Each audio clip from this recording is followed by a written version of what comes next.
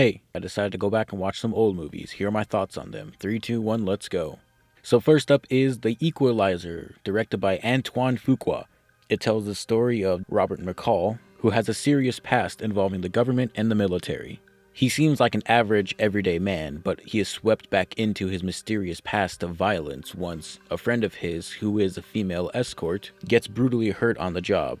As he exacts his revenge, a new villain comes into town exacting revenge onto him. To get negatives out of the way, I will say that there are way too many subplots for this movie and the story that it wants to tell. Denzel's character likes to help out a lot of people. There is a coworker of his at a Home Depot knockoff that he works at that he is helping to lose weight so he can become a security guard. There is a subplot about some crooked cops, and there is a subplot involving a coworker of Robert who loses her ring due to a store robbery. The story is simple. It's a revenge story from the villain onto the character, so he has to defend himself as well as take out these evil people. But it's up to Denzel to hold this movie together, which he does with his amazing acting. This is a very interesting character with a mysterious past, and he is just a badass. His action scenes are cool and fun to watch. The villain that comes into town is very threatening. He has an intent to get revenge, and he seems very intimidating. This movie can seem boring at times, and that's mainly due to the pacing of the film. It seems very slow. It took a really long time for the movie to get to where it wanted to go, the plot. And some of the editing choices felt kind of strange. This film really excels at two things: whenever Denzel is on screen, just talking and doing his thing, and the action. Besides that, this is a serviceable film which serves as a good watch for the most part, and I will give The Equalizer a B. Now on to The Equalizer 2, also directed by Antoine Fuqua. The story is this: Denzel is the Equalizer. He goes back to his ways of the mysterious past in the military and the government, doing missions.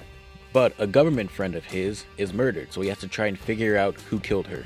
And while this is happening, a lot of other shady stuff involving the government is happening.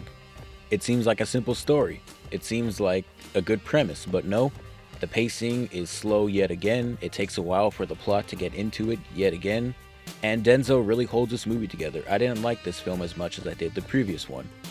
The only things consistent to the first film are that it looks good, the action is fun and cool to look at, and Denzel's acting is fantastic.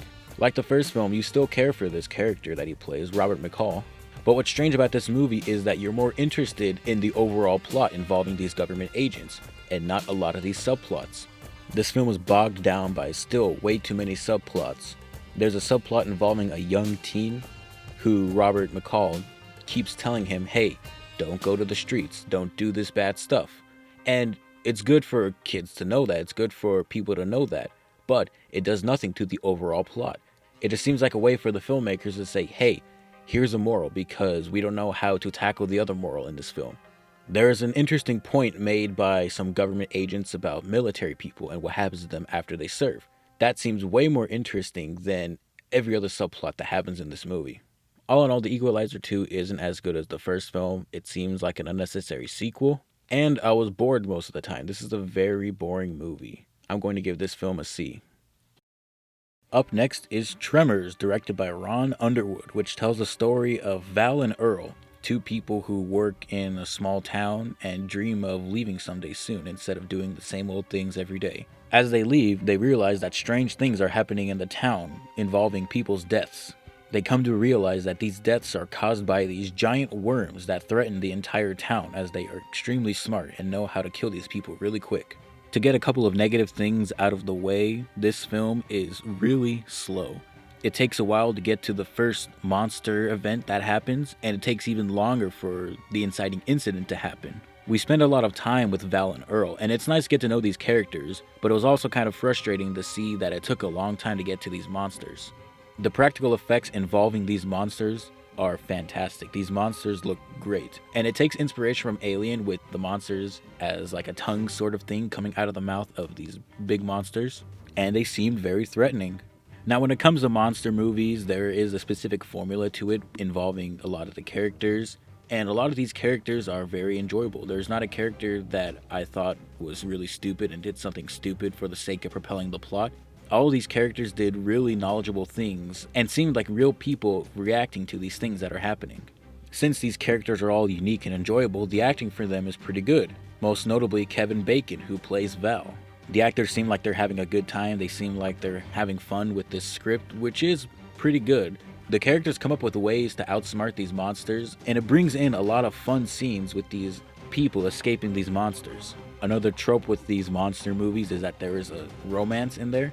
And the romance in this film doesn't seem genuine. It seems like it was thrown in there because we need some guy and some girl to kiss and have cute scenes with each other. It doesn't seem genuine at all, and it only takes away from the experience of the movie. It drags the movie down at some points. And I get it, it's the 90s.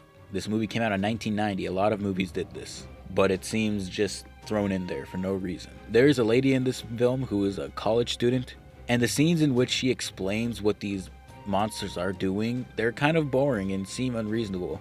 It seems like if it was just the regular people there experiencing this without any outside information, any scientific information, it would have felt more fun because they would have to figure out themselves how to outsmart these monsters. The score is reasonable for a lot of these scenes. It can seem terrifying and it can seem fun. The chemistry between Val and Earl, our two main characters, are really fun to watch. You really feel like that they are two friends who really care for each other and want the best for each other. They argue with each other, they laugh with each other, and they really care for each other. All in all, Tremors is a fun watch. It's not a bad movie in any means, but it does have its negatives. I'm going to give this film a B. And finally, we have The Dirt, which is a Netflix film that came out last year and is directed by Jeff Tremaine, whose name is connected to a lot of Jackass movies. This film depicts the origins of MacLeod, a rock band from the 80s and 90s. What I noticed off the bat of this movie very quickly was that it is very formulaic. There are a bunch of misfits, they get signed, they go through some stuff, they go through success, they go through failure, and in the end they all come back together because they're the band. I say this because it reminds me a lot of Bohemian Rhapsody, but I think this is a better movie than Bohemian Rhapsody.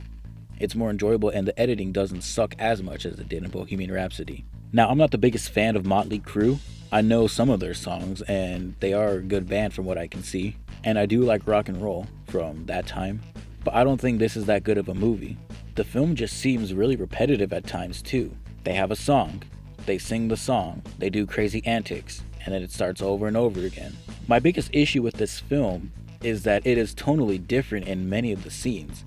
At one point it's sad, then at the next point it's exciting and fun, and at the next point it tries to be sad again, and then it tries to teach you a lesson, and then it's fun and exciting again.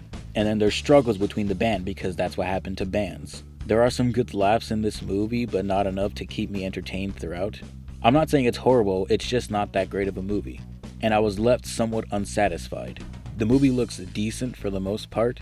I'm not entirely sure how accurate this film is to a lot of the events that took place within this band, just because of how formulaic it seems. It's not that great of a movie, but it's not terrible. Go check it out on Netflix if you want. I'm giving this movie a C. So those are just some movies that I've seen recently.